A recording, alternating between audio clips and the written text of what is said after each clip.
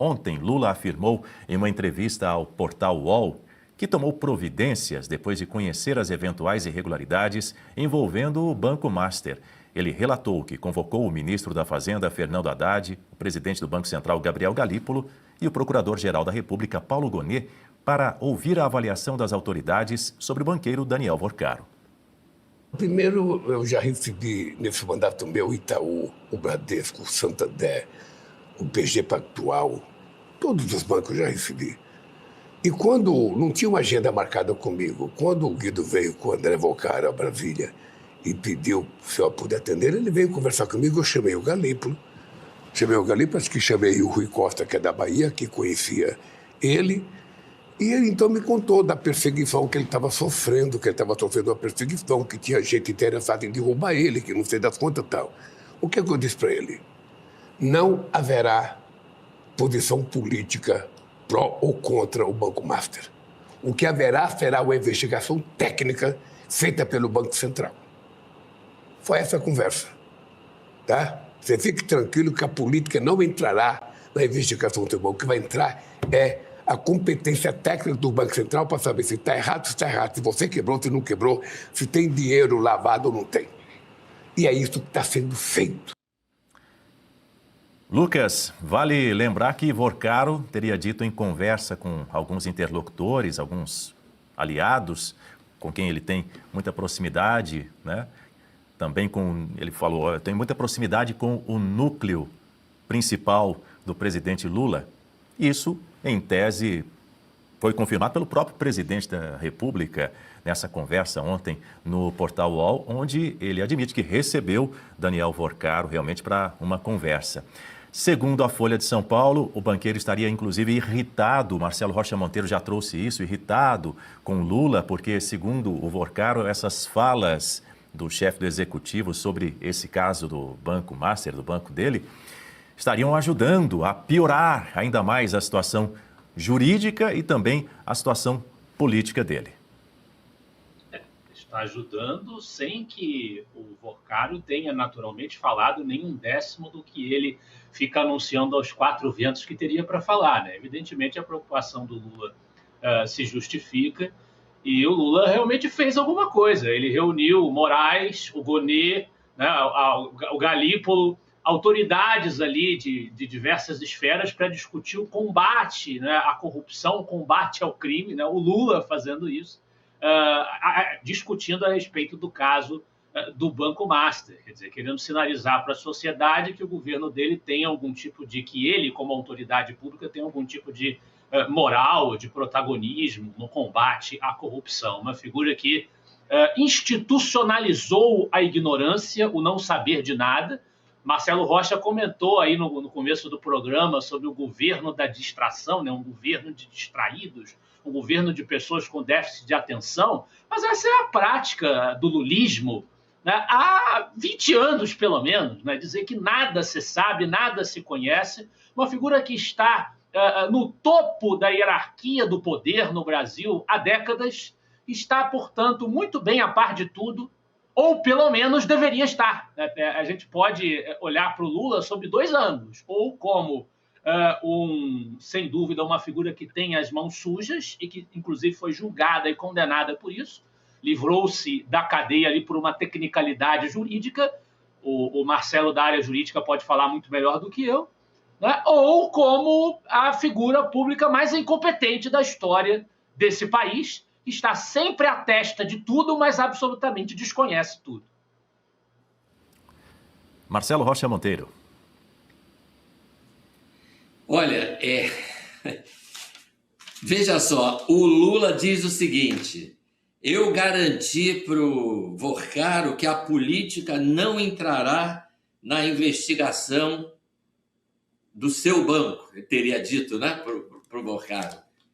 Chamei aquelas pessoas ali para a reunião, porque afinal eu recebo todo mundo, recebo Itaú, recebo isso, recebo aquilo, né? Porque até com medo, ele falou tanto recebimento, fiquei com medo que ele se traísse e dissesse alguma coisa que ele recebe que não era para receber.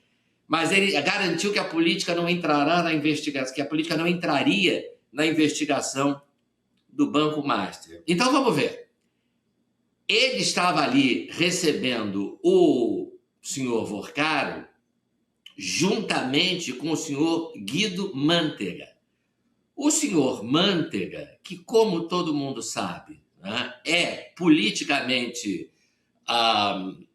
do mesmo bloco, digamos assim, do presidente da República, tem afinidade política, é um petista, foi ministro, né, da inesquecível presidenta Dilma, né, ajudou a arruinar a economia brasileira. Ele estava ali por quê? Pelos conhecimentos dele de economia? Não, porque ele estava recebendo R$1 milhão por mês do senhor Vorcaro para agir como lobista. Foi ele que promoveu, ele, o Mantega, que promoveu esse encontro com o Lula. Graças a quê? Obviamente a influência política. Não foi pelos belos olhos do Mantega. Foi pela influência política, pela afinidade política que ele tem com o Lula. Ô Lula, recebe aqui esse banqueiro, né? Eu estou aqui prestando serviços para esse banqueiro, ele está me pagando R$1 milhão. Como é generoso esse senhor Vorcaro, né? R$1 milhão para o Mantega usar a influência política dele para conseguir um encontro com o presidente da República. Então, pelo amor de Deus, né? Aí depois entra outro personagem na história, também recebendo uma mesada do senhor Vorcaro, um pouco mais modesta do que a do Mantega, R$250 mil por mês. Quem é? O Lewandowski. E por que o Lewandowski está recebendo essa mesada? Para ser consultor, no momento em que ele sai do Supremo, ele vira consultor do Banco Master. Né? E logo depois ele se torna ministro da Justiça e Segurança Pública e, inacreditavelmente, continua recebendo, o Brasil descobriu há pouco tempo, continua recebendo 250 mil de mesada do senhor Vorcaro. Né? Olha, eu não sou economista, né?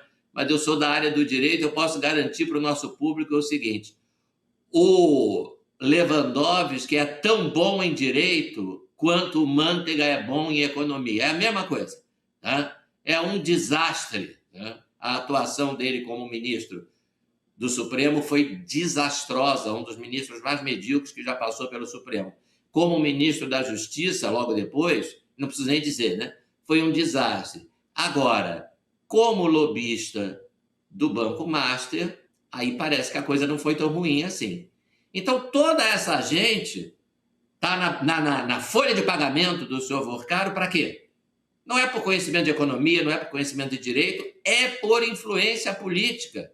Essa influência política que o Lula quis nos dizer que não entraria na investigação. E é claro que eu não mencionei, né? Nem preciso mencionar a essa altura, a mais generosa de todas as mesadas, R$3,5 milhões para o escritório da família do ministro Alexandre de Moraes. Não foi pelo talento da doutora Vivi, a maior advogada do Brasil. Descobrimos isso agora. Olha que eu nunca nem tinha ouvido falar dessa senhora antes do marido virar ministro do Supremo. Né? Evidentemente que não era o serviço de advocacia que o senhor Vorcaro estava contratando, era influência política. Mas o Moraes não é político, ele é ministro do Supremo. Pois sim.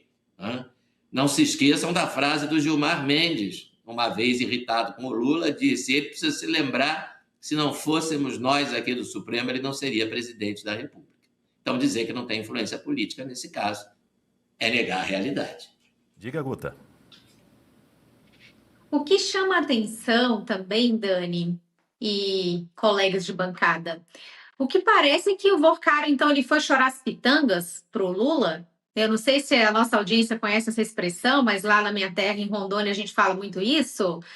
O Lula deixou muito claro que ele recebeu o Vorcaro e o Vorcaro foi lá reclamar com ele que ele estava sofrendo perseguição de bancos grandes. Lembrando que esse encontro aconteceu em dezembro de 2024 e a negociação com o BRB aconteceu ali em março de 2025, depois que surgiu todo esse escândalo das carteiras falsas. Então, assim, foi antes esse encontro. Era como se o Vorcaro estivesse ali já preparando o terreno para que, se algo acontecesse, ele tivesse ali a cobertura do presidente da República. Veja, esse é um encontro absolutamente inoportuno, no mínimo. Como que o presidente da República está ali consolando um banqueiro?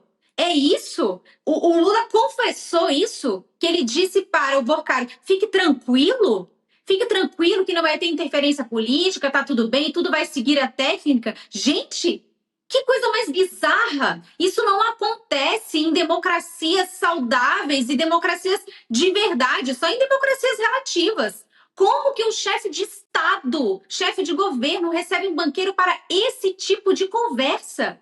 Isso é um absurdo. O presidente da República, diante de qualquer controvérsia envolvendo banqueiros, ele tem que se afastar desse escândalo. Não vou receber. O que o presidente iria resolver com isso, gente, com essa conversa? Se não lobby. Era isso que o Vorcari estava buscando ali, influência política. E o Lula confessar isso. Isso é... Gente, e a jornalista ouvindo isso com a maior tranquilidade. A nossa audiência não merece passar por isso, de ficar assistindo Daniela Lima, mas como ela faz essa pergunta para o Lula, eu quero ouvir do senhor, o que vocês conversaram, o que ele falou? Gente, como se ela também estivesse ali para dar todo o endosso para o presidente. Conta aqui a sua versão. Gente, é ridículo. Mas é muito mais do que ridículo. Isso é uma conduta que extrapola a legalidade completamente.